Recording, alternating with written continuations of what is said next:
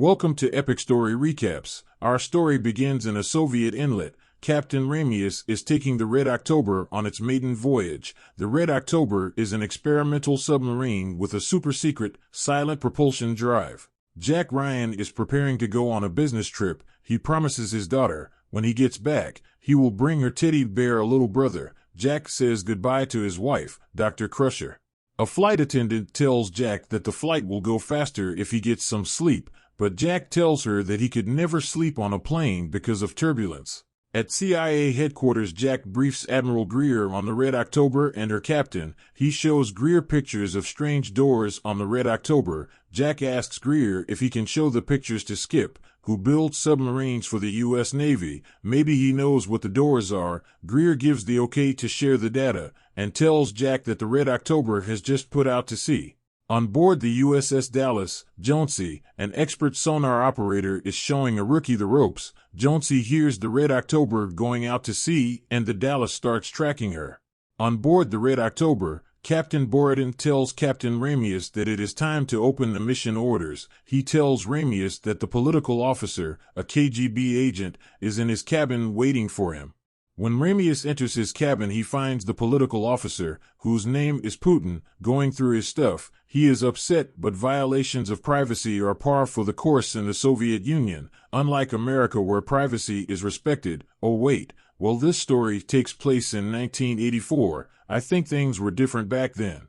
The political officer is reading from Ramius's wife's Bible, "Behold, I am coming as a thief," and they gathered them together in a place called Armageddon, and the seventh angel poured forth his bowl, and a voice from heaven cried out, saying, "It is done."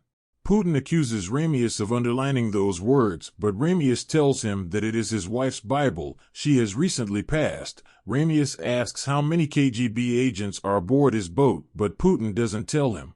They open the orders. They are to rendezvous with a Captain Tupelov and practice war games. Putin is very excited and asks Ramius if he can tell the crew what the mission is. Ramius agrees, but when Putin is leaving, Ramius attacks and kills him. Ramius says a curious thing. He quotes the Bible, indicating that it might not have been just his wife who read it. He looks at Putin and says, "Where I am going you cannot follow." Ramius makes sure Putin is dead, and then he calls for the doctor.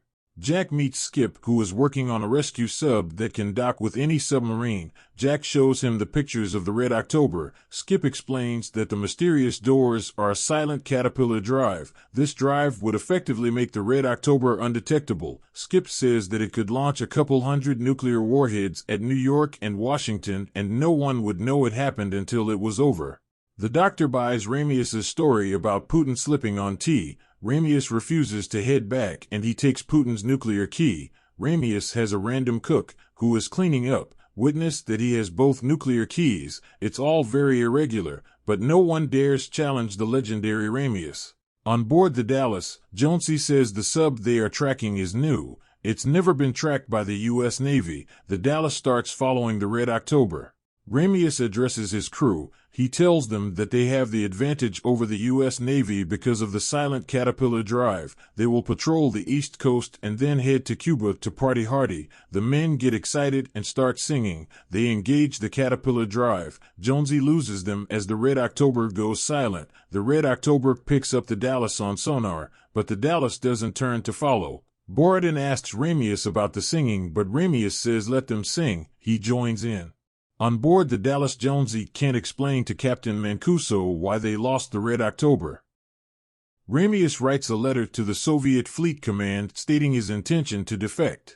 Greer has Jack give a briefing on the Red October and her silent drive. The briefing will be for National Security Advisor Jeffrey Pelt and the Joint Chiefs of Staff. He tells them that the bulk of the Soviet naval fleet is activating. The generals are concerned that the Soviets are preparing to start World War III. A CIA chief briefs them on intel they've obtained. He says Ramius wrote a letter to Admiral Pudorin.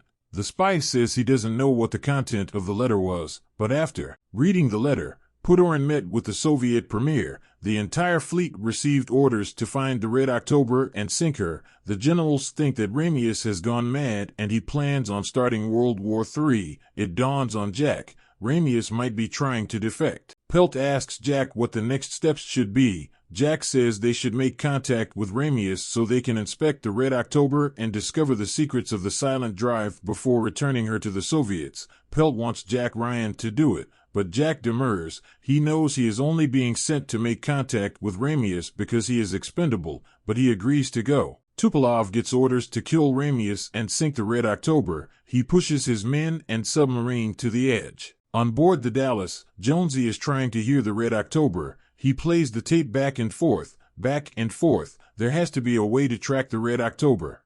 Turns out that Ramius and Borodin aren't alone in their plans. All of the officers except the doctor are part of the conspiracy. They are scared. Some want to turn back. But Ramius tells them there will be no turning back. He tells them about the letter he sent stating their intent to defect. The officers crap their pants, but Ramius is unfazed. He tells them that Cortez burned his ships when he reached the New World to motivate his men. He tells them they are right to be scared of the Soviet Navy. He gives them only 1 chance in 3 to succeed. He says all this while munching on food and drinking tea like a Russian 007.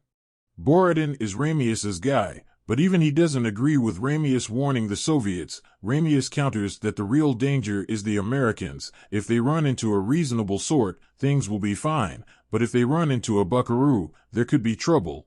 Jack is trying to hold down his lunch. He's flying in heavy turbulence on the way to somehow make contact with Ramius. His first stop is an American carrier, the USS Enterprise, in the Atlantic Ocean. Jonesy tells Captain Mancuso that he thinks he knows where the Red October is headed. He says that she is headed for an underwater canyon the Soviets have hypermapped, which means their subs can travel at high speeds without being destroyed from hitting the canyon walls. Jonesy also says he can track the Red October now that he knows what to listen for. Captain Mancuso says that the Dallas will lie in wait at the end of the underwater canyon and track the Red October when she comes out. The captain of the Enterprise tells Jack a few hours inspection of the Red October won't be much help. They would need to keep it to really understand the technology. There doesn't seem to be any way to do that. The captain tells Jack to get some rest.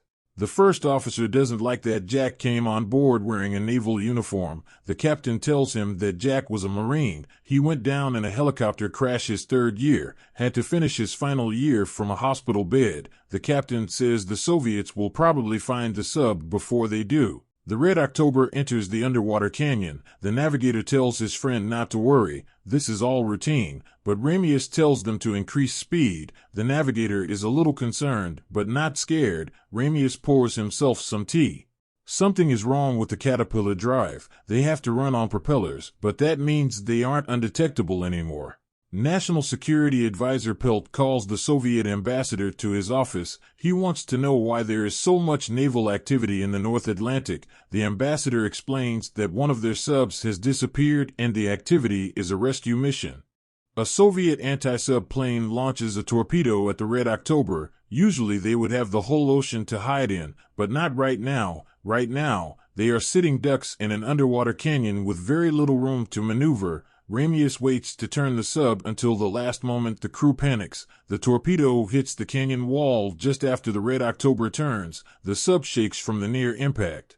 The crew think they are really being shot at, but Borodin reassures them that they are not. But the crew doesn't know what to make of what just happened. The engineer tells Ramius and Borodin that the Caterpillar was sabotaged. Listen up, y'all, it's a sabotage. As Jack cleans himself up, he realizes how Ramius is going to get the crew off the Red October.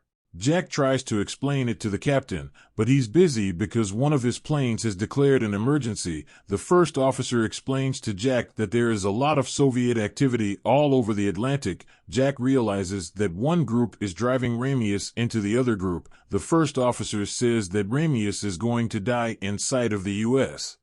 Jack asks the captain to get him on board the Dallas. The captain says that would be hard to do. It would take a lot of fuel. The plane crashes. The captain says that all this activity with the Soviets and the Americans so close to each other, anything could happen. People could die. Jack heads to the Dallas in a helicopter.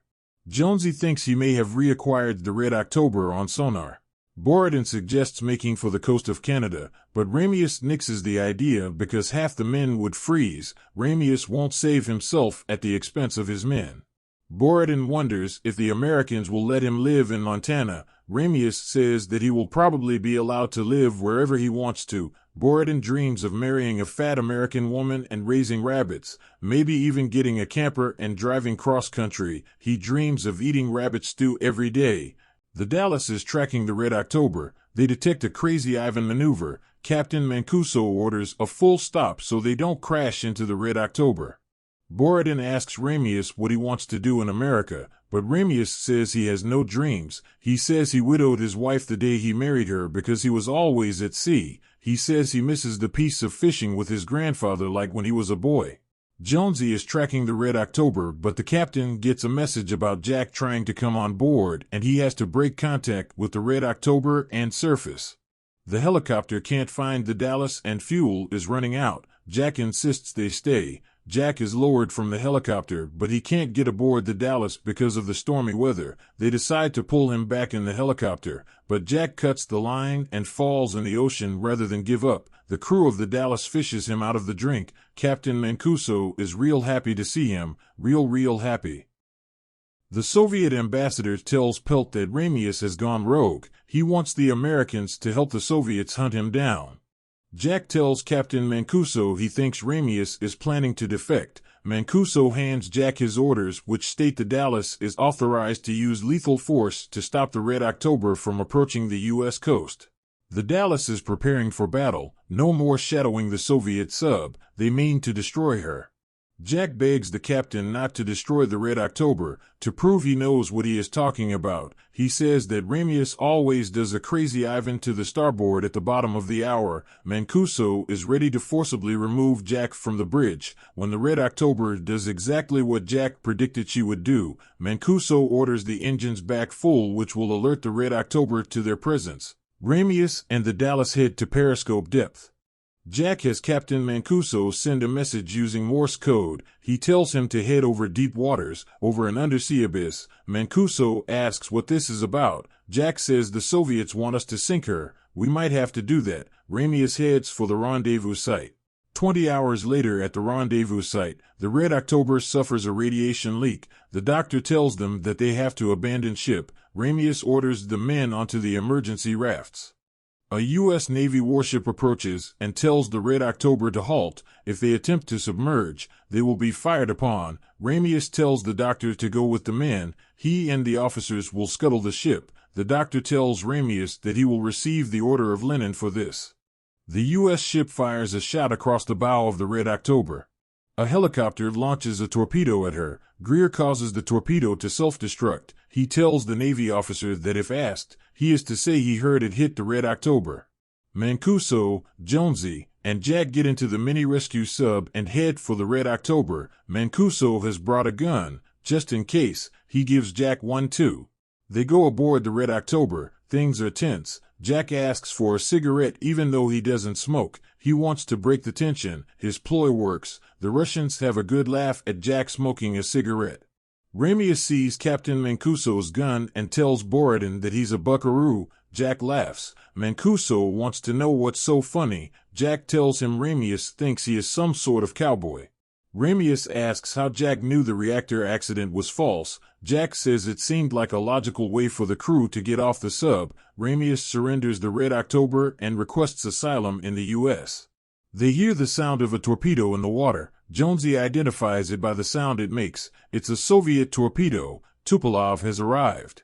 Tupelov asks why the torpedo didn't explode. A crewman explains that the range was off. It passed the Red October harmlessly. The doctor sees all the American activity on the surface and assumes Captain Ramius is fighting them. Ramius tells Jack to pilot the sub because they are short-handed. He tells him to follow his instructions. Ramius tells Jack to steer into the torpedo. Mancuso says not to do it. Jack has to decide. He trusts himself and Ramius and he turns into the torpedo. Greer and the crew of the Dallas are freaking out. They fear Tupelov will destroy the Red October. While everyone is freaking out, Giga Chad Ramius asks Jack what books he has written. Jack tells him he wrote a book on Admiral Halsey. Ramius says he has read it and he doesn't agree with Jack's conclusions. The torpedo impacts harmlessly on the Red October. Mancuso is impressed. He tells Jack that by closing the distance to the torpedo, they were able to reach it before it could arm itself. Ramius warns them that Tupelov is removing the safety features on his weapons. He won't make the same mistake twice. A gunman tries to kill Ramius, but Borodin pushes him out of the way and is shot. He says he would have liked to have seen Montana, and then he dies, but at least he won't have to eat rabbit stew every day. Ramius tells Mancuso to take the helm. He is going after the saboteur. Before he can blow up the sub, Mancuso gives him his gun and tells Jack to go with him. Tupelov sets the safety ranges on his torpedoes to 0. As soon as they are launched, they will be active and deadly. There will be no more turning into Tupelov's torpedoes. The saboteur shoots Ramius in the arm. Jack has to face the KGB agent on his own. Ramius won't be able to help him. He warns Jack that the KGB agent can incinerate the ship from their location. Ramius cautions Jack to be careful what he shoots at. After all, they are on a nuclear submarine. Jack goes after the bad guy alone.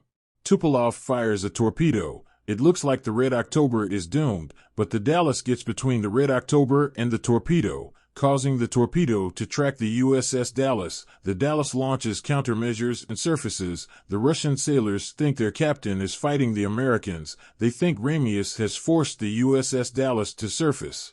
Jack surprises the KGB agent. He is shocked to see that it was the cook, the same cook that Ramius used as a witness when he took the political officer's nuclear key. The KGB cook has 2 wires in his hands. If he joins them, the Red October will be obliterated. Jack looks him in the eye. For one frozen moment, both men seize each other up. One is fighting to die and one is fighting to live. Jack shoots the KGB guy dead and saves the lives of everyone aboard the Red October. The torpedo is closing in on the Red October. It's only a matter of time before it blows her up. Mancuso is giving orders on the bridge. He says the hardest part about playing chicken is knowing when to flinch. The deadly underwater arrow is right on the Red October's tail. Mancuso heads straight for Tupelov's sub. He dives just as he reaches it. The torpedo strikes Tupelov's submarine, destroying it.